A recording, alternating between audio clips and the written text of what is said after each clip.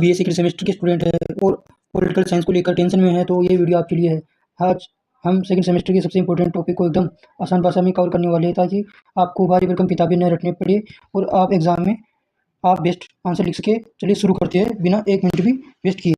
इसी इकाई में तीन मुख्य प्राचीन राजनीतिज्ञों के विचारकों एवं विद्वानों के राजनीतिक सामाजिक प्रशासनिक एवं विचारों का अध्ययन किया जाता है। यह आपकी यूनिट फर्स्ट होने वाली है। इसमें से इंपॉर्टेंट टॉपिक है मनु, कौटिल्य, शुक्र। इसके आपके लिए अच्छे से नोट्स प्रिपेयर किए गए हैं, इसलिए आपको भारी भरकम किताबें पढ़नी भी नहीं पड़ेगी और आप एग्जाम में अच्छा स्कोर कर लोगे। इनसे याद कर आंसर लिख लेना, आपके अच्छे अंक आ जाएंगे। अभी शुरुआत करते हैं फर्स्ट यूनिट से। पहला टॉपिक आपका मनु। मनु के विचार बताए जा रहे हैं यहाँ पर। राजा और राज्य की उत्पत्ति, origin of king and state, इसमें आपको बताया जा रहा है।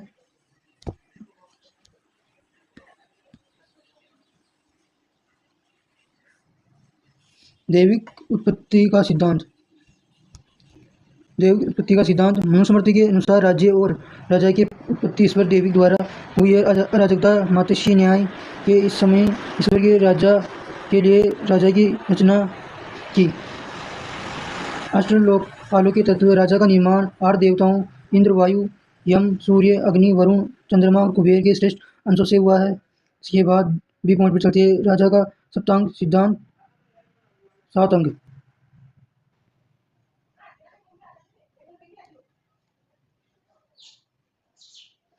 राजा का सप्तांग सिद्धांत 7 अंक।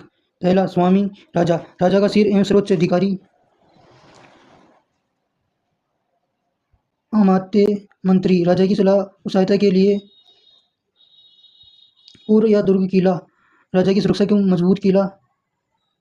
राष्ट्र क्षेत्र व जनता, राज्य की भूमि और निवासी। कोष खजाना, राज्य के संचालन और सेना हेतु। धन दंड, सेना बल, आंतरिक सुरक्षा एवं बाह्य सुरक्षा हेतु। मित्र, संकट के समय सहायता करने वाले मित्र राज्य। इसके बाद धर्म और दंड की तरफ चलते हैं। तीसरा पॉइंट हमारा धर्म और दंड है। इसके बाद धर्म और दंड। धर्म, नैतिक कर्तव्य, कानून, सामाजिक व्यवस्था। राजा का पहला कर्तव्य धर्म पालन और रक्षा करना है। दंड, न्याय और शक्ति शासन। दंड राजा को नहीं बल्कि राजा दंड के अधीन होता है। अन्याय करने पर दंड राजा को नष्ट कर देता है। इसके बाद चौथा पॉइंट सामाजिक व्यवस्था है। वर्ण व्यवस्था, समाज को कर्म व स्वभाव के आधार पर 4 वर्णों में बांटा है। पहला ब्राह्मण, दूसरा क्षत्रिय, तीसरा वैश्य, चौथा शूद्र। आश्रम व्यवस्था, जीवन को 100 वर्ष मानकर 4 भागों में विभाजित किया है। पहला ब्रह्मचर्य, गृहस्थ, वानप्रस्थ, संन्यास। इसके बाद हम अगले पॉलिटिकल थिंकर के बारे में जानकारी प्राप्त करेंगे। एक का तो हो गया, अब दूसरे पॉलिटिकल थिंकर की जानकारी प्राप्त करते हैं हम। कौटिल्य, अगला पॉलिटिकल थिंकर होगा अपना कौटिल्य चाणक्य के मगध साम्राज्य के महामंत्री थे। प्रसिद्ध कृति है अर्थशास्त्र। राज्य का सप्तांग सिद्धांत 7 अंग। स्वामी राजा, आत्म नियंत्रित शिक्षित प्रजापालक। अमात्मी मंत्री, राजा की आंखें और सलाहकार। जनपद, भूमि और जनता, उपजाऊ भूमि, निष्ठावान प्रजा। चौथा दुर्ग किला, 4 प्रकार, औद्योगिक, पावर, दानवेन, वन दुर्ग। ये दुर्गों के प्रकार है। 5 कोष, राजकोष, धर्मपूर्ण तरीके से एकत्रित धन। 6 दंड या बल, सेना, अनुशासन, निष्ठावान क्षत्रिय प्रधान। 7वां मित्र, वंशागुत और विपत्ति में सहायक। इसके बाद आगे चलते हम। इसका दूसरा पॉइंट है मंडन सिद्धांत और विदेशी नीति। इसके अंदर आपको ये डायग्राम दिया गया है, पाई चार्ट, इसके माध्यम से आपको यहाँ समझाया गया है। विजिक्षु, अरि प्रत्येक शत्रु, अरि का मित्र, विजिक्षु का शत्रु। मित्र अरि पड़ोसी, अरि का पड़ोसी मित्र का मित्र, विजिक्षु का सहयोगी। मुख्य नियम, पड़ोसी राज्य शत्रु होता है और शत्रु का पड़ोसी मित्र होता है। और इसके बाद तीसरा पॉइंट है, इसमें चलते हैं। तीसरा पॉइंट है षड्गुणी नीति, 6-fold पॉलिसी। इसमें है संधि, बलवान शत्रु से शांति समझौता करना। विग्रह, कमजोर शत्रु के विरुद्ध युद्ध का ऐलान करना। यान, शत्रु पर आक्रमण हेतु प्रस्थान करना। चौथा है आसन, सही समय की प्रतीक्षा करते हुए तटस्थ मौन रहना। 5 है संशय, स्वयं को कमजोर पाकर शक्तिशाली राजा की शरण लेना। चौथा है द्वेषी भाव, एक राजा से संधि और दूसरे से विग्रह करना। इसके बाद अपना है चौथा पॉइंट आ गया अपना 4 उपाय। साम समझना, ताम दंड उपहार दंड, युद्ध सजा, भेद फूट डालना। इसके बाद छठा ये है गुप्तचर एवं प्रशासनिक व्यवस्था। कौटिल्य ने राज्य की सुरक्षा, भ्रष्टाचार रोकने, सूचना प्राप्ति के लिए विस्तृत गुप्तचर तंत्र एवं 18 तीर्थों मंत्रालय विभागों का वर्णन किया है। इसके बाद सातवा है, इसके बाद ये हो गए कौटिल्य के भी। इसके बाद हम आते हैं शुक्र के ऊपर। ये तीसरा अपना पॉलिटिकल थिंकर होने वाला है शुक्राचार्य की प्रसिद्ध करती है शुक्र नीति से याद रखना है आपको। पहला, राजा का स्वरूप सप्तांग मानव शरीर रूपक है, तो इसके बारे में बताया गया। तो आपको यहाँ पर पहला शुक्राचार्य की प्रसिद्ध करती शुक्र नीति। पहला है राज्य का स्वरूप सप्तांग मानव शरीर रूपक। राजा सिर, अमात्मी नेत्र, मित्र कान, ओस मुख, बल सेना, मन दुर्ग, हाथ, राष्ट्र जनपद पैर। इसके बाद दूसरा पॉइंट है बी, राजा की कर्तव्य सीमाएं। तो इसमें है राजा की कर्तव्य सीमा, राजा निरंकुश नहीं हो सकता, मतलब वो अपनी जवाबदेही है जनता के प्रति, वो तानाशाही नहीं हो सकता। यदि राजा अत्याचारी और धर्महीन हो जाए, प्रजा को उसे पद से हटाने का अधिकार है। राजा का कर्तव्य, राजा का प्रजा का पालन, न्याय करना, वसूल करना और दुष्टों को दंडित करना। इसके बाद इसका सी पॉइंट है प्रशासनिक व्यवस्था। मंत्री परिषद 8 से 10 मंत्रियों की परिषद का उल्लेख है। पुरोहित, प्रतिनिधि, प्रधान, सचिव, मंत्री, प्राविभाग, न्यायाधीश, पंडित, सुमंत्र, आमात्म्य, द्रुत। योग्यताओं के आधार पर नियुक्ति पद वंशागत नहीं बल्कि योग्यता क्षमता के आधार पर मिलनी चाहिए। चौथा है न्याय और व्यवस्था, राजस्व कर नीति। न्यायाधीश निष्पक्ष हो, किसी का पक्षधारी नहीं होना चाहिए। साक्ष्य और गवाहों के आधार पर ही निर्णय दिया जाए। कर नीति, कर वसूलते समय राजा का उस व्यक्ति की तरह हो जो केवल पका हुआ फल तोड़े, पेड़ को नहीं काटे, अर्थात प्रजा पर अत्यधिक बोझ नहीं डालना चाहिए। इसके लिए और आपका ये तीनों थिंकर पॉलिटिकल थिंकर होंगे। इसके लिए क्विक रिवीजन सारणी दी हुई है, तो आपको इसे भी अच्छे से रिवीजन करना है। इसको भी क्विक रिवीजन सारणी पर आ चुके हम। पहला विचारक, प्रमुख ग्रंथ और मुख्य सिद्धांत योगदान। पहला है मनुस्मृति, राज्य की दैविक उत्पत्ति, सप्तांग, सिद्धांत, धर्म व दंड, वर्ण व आश्रम व्यवस्था। इसके बाद कौटिल्य के बारे में है। कौटिल्य का प्रमुख ग्रंथ है अर्थशास्त्र, ये याद रखना है आपको। सप्तांग, सिद्धांत, मंडन सिद्धांत, विदेशी नीति, षड्गुण नीति, गुप्तचर व्यवस्था। इसके बाद है शुक्र नीति, सप्तांग, मानव शरीर रूपक, राजा का नियंत्रण, मंत्री परिषद व्यवस्था, न्याय नीति। यह हो गया आपका क्विक रिवीजन। इसके बाद हम यूनिट 2 के बारे में भी वीडियो लाएंगे। आपका रिस्पॉन्स अच्छा रहा तो यह था आज का BA सेकंड सेमेस्टर के इस यूनिट का पूरा कॉन्सेप्ट। उम्मीद है आपको सब कुछ अच्छे से समझ में आ गया होगा। इस टॉपिक की PDF नीचे डिस्क्रिप्शन में टेलीग्राम की लिंक दी गई है, वहाँ से डाउनलोड कर ले। अगर आप BA सेकंड सेमेस्टर के स्टूडेंट हैं और पॉलिटिकल साइंस को लेकर टेंशन में हैं, तो ये वीडियो आपके लिए है। आज हम सेकंड सेमेस्टर के सबसे इम्पोर्टेंट टॉपिक को एकदम आसान भाषा में कवर करने वाले हैं, ताकि आपको भारी भरकम किताबें न रखनी पड़ी और आप एग्ज़ाम में बेस्ट आंसर लिख सके। चलिए शुरू करते हैं। पहले वीडियो में हो चुकी है यूनिट 1 की बात, अब इसी वीडियो में बात करेंगे यूनिट 2 की, तो बने रहिए वीडियो में अंत तक। पहले भारतीय सामाजिक एवं राजनीतिक विचारक की बात करेंगे। इसके अंदर हम पिछले वीडियो में हो चुकी है बात यूनिट 1 की, इसमें से यूनिट की बात करेंगे। इसी कार्य में 3 प्रमुख भारतीय राजनीतिक विचारों को अध्ययन किया जाता है। पहला है राजा राम मोहन राय के बारे में। तीनों के बारे में हमने टेबल बना ली है, जिससे आपको तुलनात्मक अध्ययन आसान होगा आपका, और आपके एग्ज़ाम में बैक भी नहीं लगेगी और आपको शॉर्ट कंटेंट में फुल कंटेंट मिल जाएगा और आप अच्छा आंसर लिख सकेंगे। शुरुआत करते हैं। पहला है हमारा समाज सुधारक राजा राम मोहन राय। शुरुआत करते हैं राजा राम मोहन राय से। इनका परिचय है। आधुनिक भारत का जनक, भारतीय पुनर्जागरण का पिता और प्रथम आधुनिक भारतीय विचारक माना जाता है।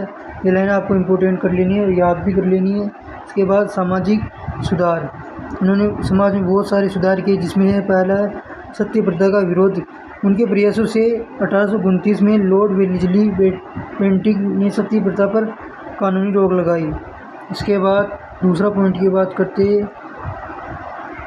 दूसरा पॉइंट है सामाजिक सुधार, सत्य प्रथा पर रोक लगाई 1829 में, ये याद रख लेना आपको, ये इम्पोर्टेंट है।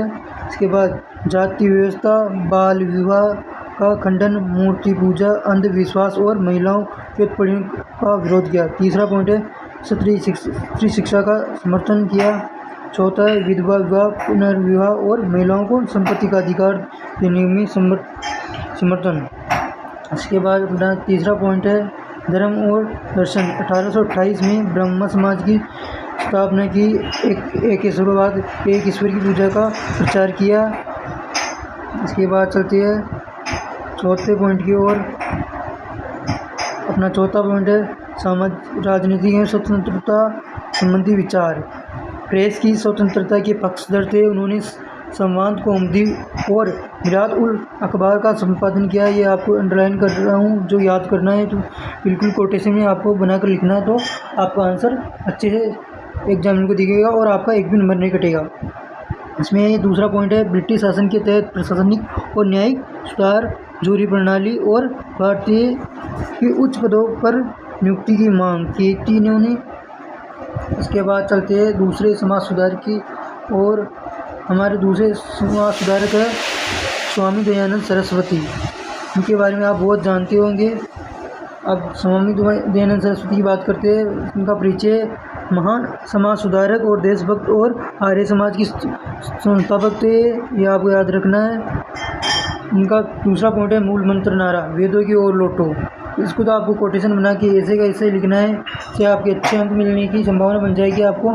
इसके बाद प्रमुख संरचना सत्यार्थ प्रकाश, जिसमें उनके धार्मिक, सामाजिक और राजनीतिक विचार संकलित है। इसके बाद धार्मिक एवं सामाजिक सुधार, इसमें 3 पॉइंट दिए गए। पहला लिखना है आपको 1875 में मुंबई में आर्य समाज की स्थापना की। इसके बाद दूसरा पॉइंट है मूर्ति पूजा, कर्मकांड, बलि प्रथा और अस्पृश्यता या छुआछूत का खंडन किया। इसके बाद अपना तीसरा पॉइंट है शुद्धि आंदोलन। इसके बाद अपना तीसरा पॉइंट है शुद्धि आंदोलन। शुद्धि आंदोलन जिन लोगों का धर्मांतरण हो चुका है उन्हें पुनः हिंदू धर्म में शामिल करने के लिए शुद्धि आंदोलन चलाया। जिनका धर्म परिवर्तन हो चुका उन्हें वापस हिंदू बनाने के लिए यह शुद्धि आंदोलन चलाया इन्होंने। इसके बाद अपना पांचवा पॉइंट है इसके अंदर है राजनीतिक विचार। राजनीतिक विचार है स्वराज सेल्फ रूल की अवधारणा। पहले व्यक्ति जिन्होंने कहा पूरा से बुरा देश राज्य भी अच्छे से अच्छे विदेशी राज्य से बेहतर होता है। ये कोटेशन आपको लिखना है, जिससे आपको अच्छे अंक मिल जाएंगे और पीडीएफ भी आपको टेलीग्राम पे मिल जाएगी इसकी। स्वदेशी और स्वभाषा, हिंदी भाषा आर्य भाषा को राष्ट्रीय चेतना का माध्यम बनाने और स्वदेशी वस्तुओं के उपयोग पर बल दिया। इसके बाद तीसरे समाज सुधार के बारे में चर्चा करते हैं हम।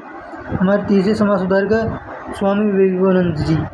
इनको कौन नहीं जानता, इनको विश्व में फेमस है स्वामी विवेकानंद जी। परिचय इनका रामकृष्ण परमहंस के शिष्य थे, मतलब इनके गुरु थे और आधुनिक भारत में सांस्कृतिक राष्ट्रवाद के प्रणेता थे। 12 जनवरी को इनकी याद में युवा दिवस भी मनाया जाता है। आपको इनको तो याद ही रखना है। ऐतिहासिक भाषण 1893 में शिकागो अमेरिका में आयोजित विश्व धर्म संसद में अपने प्रसिद्ध भाषण से भारत की आध्यात्मिकता श्रेष्ठता का लोहा मनवाया। इसके बाद बात करते हैं अपने तीसरे पॉइंट की। इसमें धर्म और दर्शन, तीसरा पॉइंट हम बना है धर्म और दर्शन। 1893 में रामकृष्ण मिशन की स्थापना की। व्यवहारिक वेदांत, प्रैक्टिकल वेदांत, धर्म को केवल कर्मकांड तक सीमित न मानकर मानव सेवा ही ईश्वर सेवा है। इस कोटेशन को भी लिखना है आपको, जिससे आपके बैकने लगेगी और अच्छे अंक प्राप्त करोगे आप। इसके बाद चौथा पॉइंट है सामाजिक और राजनीतिक विचार। चौथा पॉइंट है सामाजिक और राजनीतिक विचार। इसमें पहला पॉइंट है नव वेदांत एवं सांस्कृतिक राष्ट्रवाद युवाओं को अपनी सांस्कृतिक जड़ों से जुड़ने और हीन भावना को त्यागने की प्रेरणा दी। युवा शक्ति और चरित्र का निर्माण। उठो जागो, तब तक मत रुको जब तक लक्ष्य प्राप्त न हो जाए। तो आपको इस कोटेशन को भी लिखना है। ये स्वामी विवेकानंद का फेमस कोटेशन है। इसके बाद निर्धनता और अज्ञानता का उन्मूलन। भूखे पेट के लिए धर्म और निरर्थक है, इसलिए समाज के कमज़ोर और शोषित वर्ग के उत्थान को प्राथमिकता दी जानी चाहिए। इसके बाद आपके लिए क्विक रिवीजन भी बनाई गई है। तो आपको क्विक रिवीजन है, पहले समाज सुधार की क्विक रिवीजन की बात करते हैं हम। तो पहले है ब्रह्म समाज 1828, राजा राममोहन राय, एक आशीर्वाद, एक ईश्वरवाद, सती प्रथा का अंत, ये इनके बारे में याद रखना है आपको, राजा राममोहन राय के बारे में। और स्वामी दयानंद सरस्वती के बारे में ये याद रखना है। पॉइंट ये आपको एग्जाम में अच्छे अंक दिलाने में कार्य करेगा। आर्य समाज 1875, स्वामी दयानंद सरस्वती, सत्यार्थ प्रकाश, वेदों की ओर लौटो, स्वराज इनकी रचना है, आपको ये याद रखना है। इसके बाद रामकृष्ण मिशन 1893 में स्वामी विवेकानंद द्वारा शुरू किया गया। व्यवहारिक वेदांत, शिकागो भाषण 1893 में, सांस्कृतिक राष्ट्रवाद। इसके बाद इस पूरे यूनिट का आपको क्विक रिवीजन बताया जा रहा है यहाँ पर, तो आपको क्विक रिवीजन करना है। पहला है बिंदु, राजा राममोहन राय, दयानंद सरस्वती, स्वामी विवेकानंद। अब सबसे पहले हम बात करते हैं राजा राममोहन राय के बारे में। इनका परिचय। आधुनिक भारत के जनक, मुख्य संस्था ब्रह्म समाज 1828 में। मुख्य रचना, इनकी रचना कोई नहीं दी गई यहाँ पर। प्रमुख विचार एकेश्वरवाद, सती प्रथा का विरोध, स्त्री अधिकार, प्रेस की स्वतंत्रता। ऐतिहासिक घटना, सती प्रथा पर रोक 1829 में लगाई। इनके बाद स्वामी दयानंद सरस्वती की बात करते हैं। परिचय इनका। महान समाज सुधारक, आर्य समाज के संस्थापक, आर्य समाज 1875, सत्यार्थ प्रकाश इनकी रचना। प्रमुख विचार है वेदों की ओर लौटो, शुद्धि आंदोलन, स्वराज, स्वदेशी, स्वभाषा। इसके बाद इनकी ऐतिहासिक घटना है आर्य समाज की स्थापना 1875। इसके बाद स्वामी विवेकानंद की परिचय के बारे में बात करते हैं। रामकृष्ण परमहंस के शिष्य थे, सांस्कृतिक राष्ट्रवाद की प्रेरणा थे। रामकृष्ण मिशन 1893 में स्थापना की।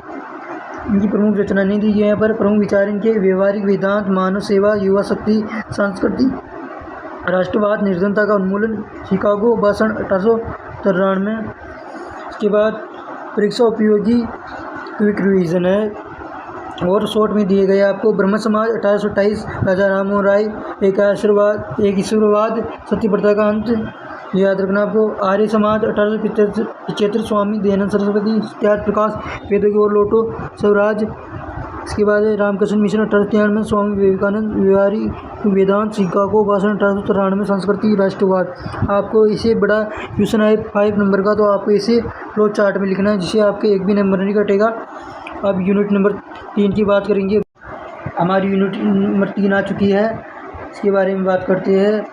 प्रमुख राष्ट्रीय राजनीतिक विचारक। इस इकाई में 3 प्रमुख राष्ट्रीय राजनीतिक विचारकों की जीवन, विचार, योगदान अध्ययन किया जाता है। पहले हमारे दादा भाई नौरोजी, दूसरे गोपाल कृष्ण गोखले, बाल गंगाधर तिलक। एक एक करके सभी के बारे में चर्चा करते हैं। सबसे पहले चर्चा करते हैं दादा भाई नौरोजी। परिचय इनका। नए भारत का वयोवृद्ध पुरुष, grand old man of India कहा जाता है। तो उत्तरवादी धारा के प्रमुख नेता थे। धन के निष्कासन का सिद्धांत अपनी प्रसिद्ध पुस्तक में बताया है। इनकी प्रसिद्ध पुस्तक है poverty and un British rule in India में। उन्होंने सिद्ध किया है कि किस प्रकार की ब्रिटिश शासन भारतीय धन को इंग्लैंड में ले जाकर भारत को गरीब बना रहा है। ये आपको इसे डायग्राम भी बना सकते हो आप, इससे आप अच्छे मिल जाएंगे। इसके बाद राजनीतिक योगदान एवं स्वराज। वह ब्रिटेन के हाउस ऑफ कॉमन्स में चुने जाने वाले प्रथम भारतीय थे 1892 में। ये भी याद रखना है आपको। 1900 में कोलकाता कांग्रेस अधिवेशन की अध्यक्षता करते हुए उन्होंने पहली बार कांग्रेस के मंच से स्वराज शब्द का प्रयोग किया। इसके बाद अपना 3 पॉइंट आ चुका है। ये आर्थिक राष्ट्रवाद। भारत की प्रति व्यक्ति आय का सबसे पहला आकलन दादा भाई नौरोजी ने किया था। इसके बाद चलते हमारे दूसरे समाज सुधार के बारे में। हमारे गोपाल कृष्ण गोखले है, इनके बारे में चर्चा करते हैं। परिचय इनका। गोखले उत्तरवादी विचारधारा के शीर्ष नेता थे। उन्हें महात्मा गांधी का राजनीतिक गुरु माना जाता था। राजनीतिक आध्यात्मिकरण। उनका मानना था कि राजनीति केवल सत्ता प्राप्ति का साधन नहीं है, बल्कि जनसेवा, नैतिक मूल्यों पर आधारित होना चाहिए। इसके बाद तीसरा पॉइंट है सफ्रेट्स ऑफ इंडिया सोसाइटी। 1905 में उन्होंने भारत सेवक समाज की स्थापना की। इसका उद्देश्य युवाओं को देश सेवा और सामाजिक लिए प्रशिक्षित करना था, सामाजिक कार्य के लिए प्रशिक्षित करना था। अर्थात अपनी भाषा में ट्रेनिंग देना था। इसके बाद भारत सेवक समाज 1905, उन्होंने इस डायग्राम कैसे लिखना है आपको, इससे आपको चेंज मिल जाएगी। उद्देश्य क्या था इनका, युवाओं को प्रशिक्षित करना अर्थात ट्रेनिंग देना, देश की सेवा की भावना जगाना, देश सेवा की भावना जगाना, सामाजिक कार्य, नैतिक एवं चरित्र का निर्माण। डी पॉइंट है संवैधानिक तरीके से प्रशासनिक सुधार। पहला पॉइंट है वह इनसे क्या उग्र तरीकों के बजाय प्रार्थना याचिका संवैधानिक आंदोलन पर विश्वास रखते थे। 1919 में मार्क्स मिंटो सुधार, यह आपको इम्पोर्टेंट कर लेना, ये बहुत खतरनाक नियम आया था 1909 के दशक में।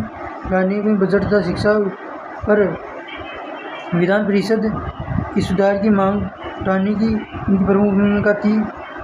इसके बाद चलते हैं हमारे तीसरे समाज सुधार के बारे में। हमारे तीसरे समाज सुधारक है बाल गंगाधर तिलक जी, उनकी बात करते हैं। परिचय, लोकमान्य तिलक उग्रवादी धारा के प्रमुख नेता थे। इन्हें भारतीय अशांति का जनक, फादर ऑफ इंडियन अनरेस्ट भी कहा गया है। प्रसिद्ध नारा, स्वराज मेरा जन्मसिद्ध अधिकार है और मैं इसे लेकर रहूँगा, ये कोटेशन आपको लिखना है तो पूरे अंक मिल जाएंगे। इसके बाद अपना सी पॉइंट आता है, अपना सी पॉइंट आ गया है, इसके बारे में चर्चा करते हैं। राष्ट्रीय चेतना का प्रसार, सामाजिक पत्र, उन्होंने केसरी मराठी और मराठा अंग्रेजी सामाजिक पत्रों के माध्यम से जनता को राष्ट्रवाद की अलग जगाई। केसरी मराठा से सामाजिक उत्सव, लोगों को संगठित करने के लिए उन्होंने गणपति उत्सव 1893 में और शिवाजी उत्सव 1895 में शुरुआत की। गणपति उत्सव 1893 में, शिवाजी उत्सव 1895। होम रूल लीग आंदोलन चलाया उन्होंने। होम रूल लीग आंदोलन 1916 में उन्होंने महाराष्ट्र में होम रूल लीग की स्थापना की और पूर्ण शासन की मांग की। राजनीतिक दृष्टिकोण, वह उदारवादियों की याचिका नीति के विरोधी थे। निष्क्रिय प्रतिरोध, बहिष्कार, बाइकॉट, स्वदेशी और राष्ट्रीय शिक्षा को स्वतंत्रता मुख्य साधन मानते थे। इसके बाद हम करते हैं क्विक रिवीजन पे आ जाते हैं, इससे आपका रिवीजन आसानी से हो जाएगा। एग्जाम टाइम में 5 मिनट में आपका रिवीजन हो जाएगा। तो क्विक रिवीजन की बात करते हैं हम। क्विक रिवीजन में आपके लिए पॉइंट जोड़ी गई है, उनका रिवीजन अच्छे से कर लेना है आपको, जिससे आपके एक भी अंक नहीं कटे। पहला है Dadabhai Naoroji, grand old man of India कहा जाता है इनको। धन निकासी सिद्धांत दिया, poverty and un British school in India, ये भी लिखना है आपको। 1892 में हाउस ऑफ कॉमन्स में प्रथम भारतीय थे। 1900 में स्वराज शब्द का प्रथम प्रयोग किया। प्रति व्यक्ति आय का पहला आकलन किया। गोपाल कृष्ण गोखले, महात्मा गांधी के राजनीतिक गुरु। भारतीय सेवक समाज की स्थापना 1905 में। राजनीतिक का आधुनिकीकरण, प्रार्थना और याचिका संवैधानिक मार्ग समर्थन 1909 में। मार्लो मिंटो सुधार महत्वपूर्ण भूमिका। इसके बाद है तीसरा बाल गंगाधर तिलक, नारा स्वराज मेरा जन्मसिद्ध अधिकार है। सामाजिक पत्र केसरी मराठी, मराठा अंग्रेजी सामाजिक उत्सव, गणपति उत्सव 1893, शिवाजी उत्सव 1895, होम रूल्स लीग 1916, निष्क्रिय प्रतिरोध, बहिष्कार, स्वदेशी राष्ट्रीय शिक्षा के समर्थन। इसके बाद अपना है, इसके बाद ये अपना क्विक रिवीजन दूसरी टेबल बनाई गई है। विचारक, उपनाम, पहचान, विचारक, प्रमुख योगदान, प्रमुख वर्ष, घटना। पहला है दादाभाई नारोजी, ग्रेट ऑफ, इनका उपनाम है great old man of India. विचारधारा है उदारवादी, प्रमुख योगदान है धन निकासन सिद्धांत, स्वराज शब्द का प्रथम प्रयोग, आर्थिक राष्ट्रवाद। प्रमुख वर्ष, घटना 1892 हाउस ऑफ कॉमन्स के प्रथम भारतीय 1906 में स्वराज शब्द दिया। इसके बाद गोपाल कृष्ण गोखले, गांधी जी के विरुद्ध उदारवादी की विचारधारा के लिए भारत की सेवक समाज 1905, राष्ट्रीय राजनीतिक आध्यात्मिकरण, संवैधानिक सुधार 1905, भारत सेवक समाज 1909 में, मार्शल मिंटो सुधार की भूमिका। इसके बाद बाल गंगाधर तिलक, लोकमान्य भारतीय अशांति का जनक, उग्रवादी, स्वराज का नारा, केसरी मराठा, गणपति, शिवाजी का उत्सव, होम रूल लीग 1893 में, गणपति उत्सव 1895 में, शिवाजी उत्सव, होम रूल लीग किया। इसके बाद अब आ चुके हैं यूनिट 4 के अंदर। इसके अंदर दिए गए हैं हमारे भारत के आधुनिक भारत के प्रमुख राजनीतिक विचारक। पहले इसी का 2 प्रमुख राजनीतिक विचारक दिए गए। पहले हमारे मोहनदास करमचंद महात्मा गांधी और इसके बाद है जवाहरलाल नेहरू जी और महात्मा गांधी जी दिए गए हैं, तो इनके बारे में चर्चा करनी है अपने इस यूनिट के अंदर। शुरू करते हैं। परिचय। महात्मा गांधी जी का परिचय। इन्हें राष्ट्रपिता और महात्मा गांधी कहा जाता है, तो सबको पता है। गांधी जी का दर्शन सहित अहिंसा नैतिक मूल्य पर आधारित थे।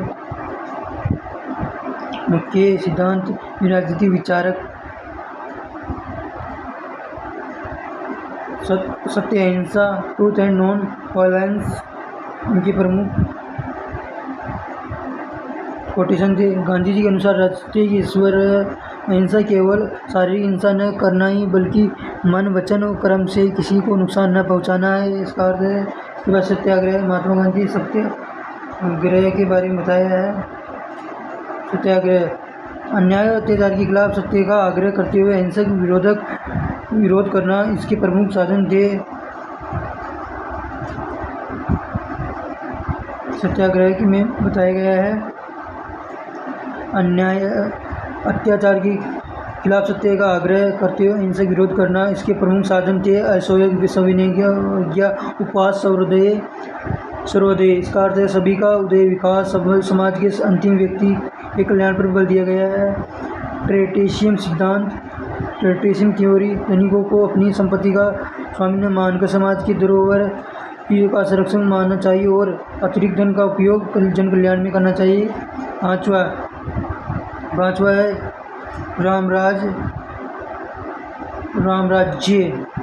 रामराज्य राज्यविहीन समाज। गांधी जी राज्य को हिंसा का एक संगठित रूप मानते थे। वे ऐसे विकेंद्रीय समाज के पक्षधर थे जहां राज्य की न्यूनतम आवश्यकता हो। छठा पॉइंट। पंचायती राज एवं ग्राम स्वराज। सत्ता के विकेंद्रीकरण और आत्मनिर्भर गांव की अवधारणा का समर्थन किया। इसके बाद अगले समाज सुधार के बारे में बात करते हैं। जवाहरलाल नेहरू जी के बारे में बात करते हैं हम।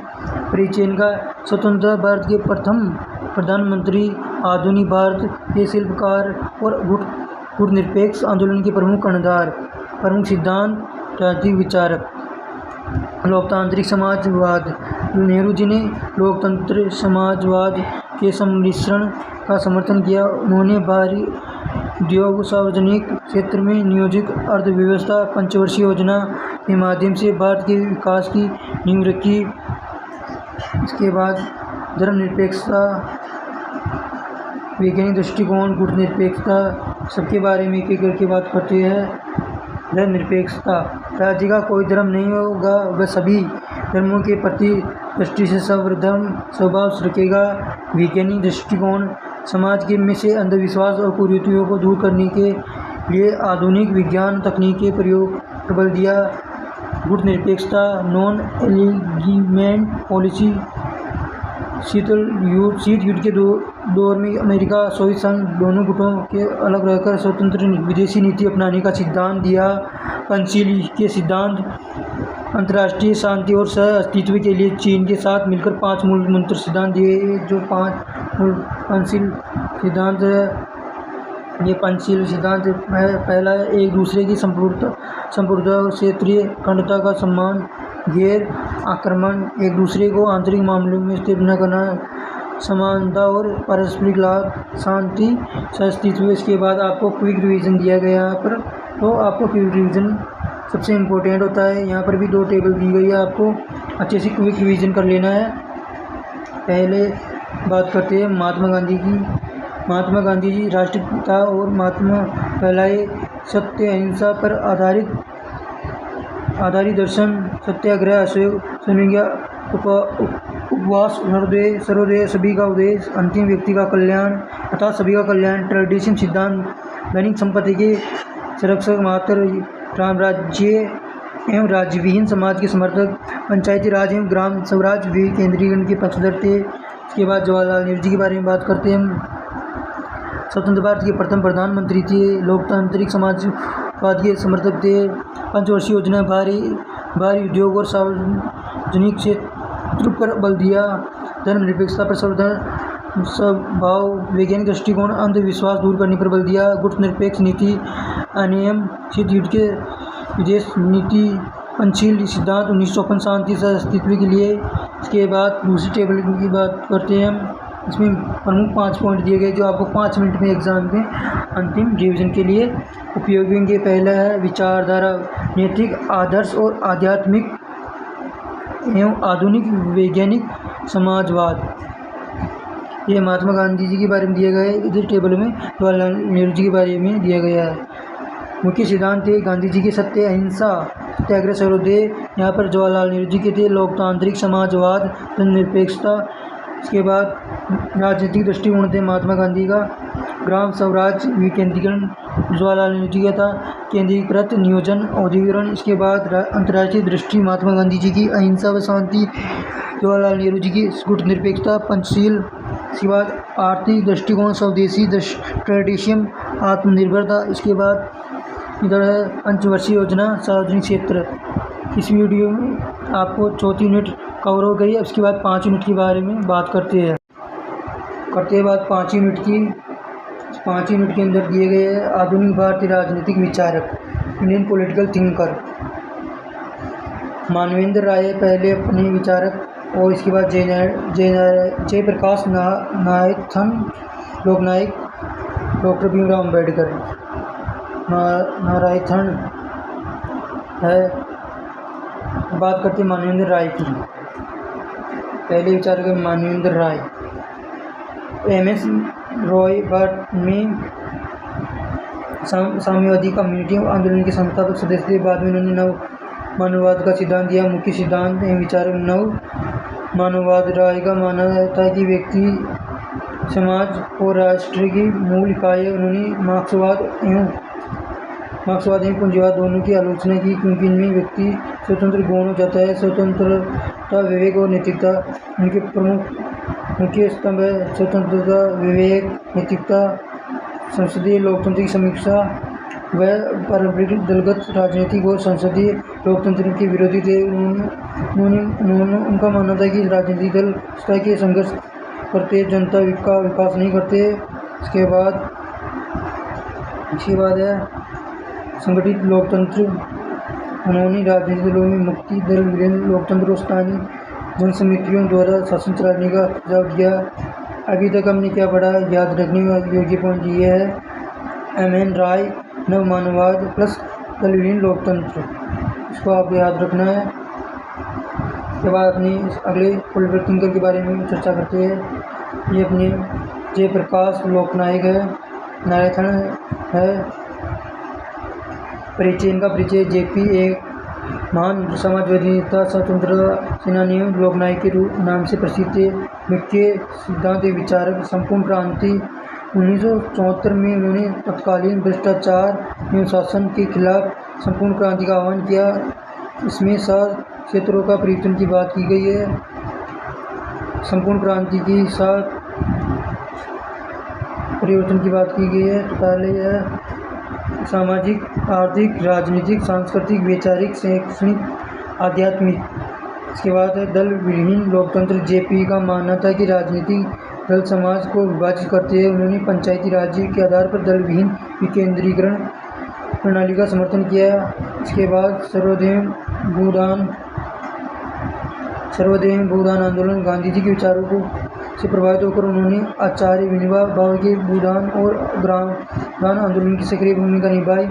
समाजवादी विचार। 1934 में उन्होंने कांग्रेस के सोशलिस्ट पार्टी स्थापना में महत्वपूर्ण योगदान किया और समाज में शोषण को विज्ञान के लिए आवाज़ उठाई। इसके बाद अब तक क्या पढ़ा, इसके बारे में याद रखें। जेपी संपूर्ण क्रांति 1974 के प्लस लोकनायक प्लस सर्वोदय प्लस भूदान। ये आपको 5 मिनट में रिवीजन के ये सही रहेगा आपके लिए। इसके बाद अगले पॉलिटिकल थिंकर के बारे में बात करते हैं। अपने अगले पॉलिटिकल थिंकर है जिन्होंने संविधान के बारे में संविधान लिखा, उनके बारे में बात करते हैं हम। डॉक्टर भीमराव अम्बेडकर, बाबा साहेब के नाम से विख्यात, स्वतंत्र भारत के प्रथम कानूनी मंत्री, भारतीय संविधान के प्रारूप के अध्यक्ष। मुख्य सिद्धांत सामाजिक न्याय एवं समता। उन्होंने जाति व्यवस्था, अस्पृश्यता, छुआछूत और वर्ण व्यवस्था का बड़ा विरोध किया। उनका प्रसिद्ध संदेश था, शिक्षित बनो, संगठित बनो, संघर्ष करो। इसके बाद संवैधानिक विचार एवं राजनीतिक विचार। संवैधानिक विचार वह संवैधानिक साधनों का कानून के शासन के विश्वास करते थे। उन्होंने संविधान के मौलिक अधिकारों और विशेषकर संवैधानिक उपचारों के अधिकार को अनुच्छेद 32 को संविधान की आत्मा कहा है। ये आपको याद रखना, अनुच्छेद 32 को संविधान की आत्मा कहा है। ये आपके लिए इंपॉर्टेंट हो जाता है। दलितों और वंचितों के अधिकार, बहिष्कृत अधिकारी सभा और अनुसूचित जाति महासंघ के माध्यम से शोषित वर्ग के अधिकारों का आरक्षण और राजनीतिक प्रतिनिधि का संघर्ष किया। इसके बाद आर्थिक सामाजिक लोकतंत्र। उनका मानना था कि केवल राजनीतिक लोकतंत्र वोट का अधिकार तक अधूरा है जब तक समाज के आर्थिक सामाजिक समता न हो। याद रखने योग्य पॉइंट है आपके इसमें। डॉक्टर अम्बेडकर सामाजिक न्याय संवैधानिक प्लस अनुच्छेद 32 दलित अधिकार प्लस सामाजिक लोकतंत्र। इसके बाद हमें तीनों के बारे में फ्लो चार्ट बनाए हैं जो परीक्षा के लिए इम्पोर्टेंट है। आपको इनको अच्छे से याद कर लेना है। ये आपकी रिविजन में काम करेंगे ये दोनों टेबल।